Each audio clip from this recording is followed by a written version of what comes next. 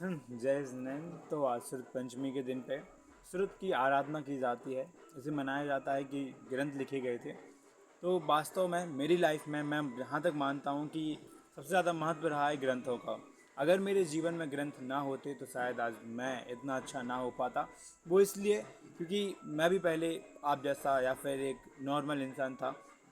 पर जब आचार्य गुरुवर विद्यासागर महाराज जी मेरी लाइफ में आए, उन्होंने सिखाया सिखाया तो वही बात बताई जो ग्रंथ में लिखी हुई थी। उस बात से मैं सहमत रहा और वो मैंने फिर अपनाना शुरू किया। जैसे जैसे मैंने उसको पढ़ा, उसको पढ़ने में अपने आप को बढ़ाया, ज्ञान एकत्रित किया, उस ज्ञान को जीवन में लाया, तो वास्तव में फिर मुझे रियलाइज़ हुआ, आखिर ये समझ में आया कि कितना ज़रूरी होता है कि धर्म का ज्ञान होना।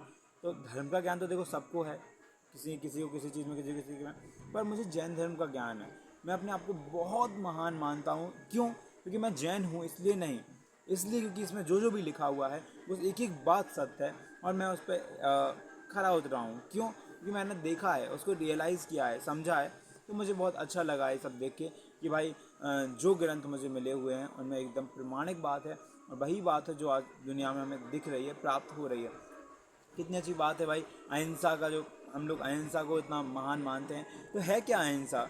तो उसमें क्या है, आदमी का सिर्फ बाहर से मार देना, वो कोई अहिंसा हिंसा में नहीं आता है भाई। भाव से भी रक्षा करना, ये अन्य धर्म नहीं बताते हैं। यदि हमारे धर्म में ही कुछ स्पेशल बात है जो हम इतनी महान महान बातें अभी कम अक्षरों में, कम शब्दों में कहे जाते हैं। हमारे ग्रंथ तो भाई कितने 12 अक्षर प्रमाण है। और सुनो, हम कितना पढ़ पाते हैं? 12 अक्षर ही पढ़ पाते हैं बस अच्छे से। पर क्या करें भाई, क्या करें? पर हम जितने अक्षर पढ़ते हैं ना, उनको समझ लिया ना, तो वो भी हमारे लिए कार्यकारी हैं। कि तिल और तुस अलग अलग है, इतना जान लिया तो भाई समय दर्शन हो गया, मोक्ष हो सकता है इतने से, और कोई बड़ी बात नहीं है। मैं और ये आत्मा अलग अलग है, इतना जान लिया तो समय दर्शन, समय ज्ञान, समय चारित हो जाएगा, मोक्ष पहुंच जाएंगे।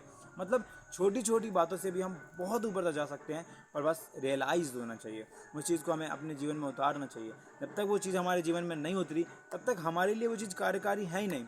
ज्ञान चाहे कितना भी रख लो, और अगर लाइफ में नहीं आया ना, तो वो ज्ञान किसी काम का नहीं। मेरा भी एक बहुत अच्छा दोस्त है, बहुत पढ़ता है, बहुत पढ़ता है धर्म का, उसको बहुत ज्ञान है, पर उसमें एटीट्यूड है, ये सब चीज़ें हैं।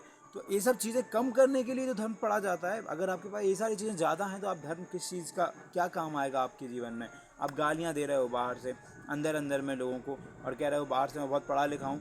तो भाई मानो, जिसके सामने आप गाली दे रहे हो वो आपको पढ़ा लिखा मानेगा? आप जिसको नीचा दिखा रहे हो वो आपको कभी पढ़ा लिखा मानेगा? कभी नहीं। क्यों? क्योंकि पढ़े लिखे की पहचान यही होती है कि भाई सामने वाले को आदर देना। आप देखो, कोई व्यक्ति आपके सामने आया, आदर से विनय पूर्वक उसने नमस्कार किया और बोला कि आप कैसे हैं, सब कुछ पूछा, तो चाहे वो अनपढ़ भी क्यों ना हो, आपको क्या लगेगा कि वो पढ़ने वाला है। सिर्फ किस लिए? क्योंकि ज्ञान, उस ज्ञान ने उसको ऐसा ऐसा चीज़ें मिली थी, उसको ज्ञान में बताया गया था, और बताया गया था, उसने उसको अप्लाई किया। अप्लाई करने के बाद उसने क्या किया, उसको ये सारी चीज़ें प्राप्त हुई। मतलब जितना भी सम्मान प्राप्त हुआ वो क्या हुआ, ज्ञान को प्राप्त करने के बाद आचरण में लाना। एक पंक्तियाँ थीं, तो मैं आपको पंक्ति सुनाना चाहता हूँ कि जिस तालीम का असर हमारे चरित्र पर नहीं, वो तालीम किसी काम का नहीं। तालीम मतलब यहाँ सीधा ज्ञान है। तो जिस ज्ञान का असर हमारे चरित्र पर नहीं है, वो ज्ञान किसी कार्यकारी नहीं है। चाहे कितना भी पढ़ लो, कितनी किताबें रट लो, पर अगर आपका जीवन में वो ज्ञान नहीं दिख रहा है, आपके जीवन में वो ज्ञान नहीं है, तो समझ लीजिए वो ज्ञान आपको किसी भी काम का नहीं है, चाहे कितना भी ज्ञान आपके मन में क्यों ना भरा हो। इसलिए बोलते हैं कि ज्ञान सबसे ज़्यादा ज़रूरी है।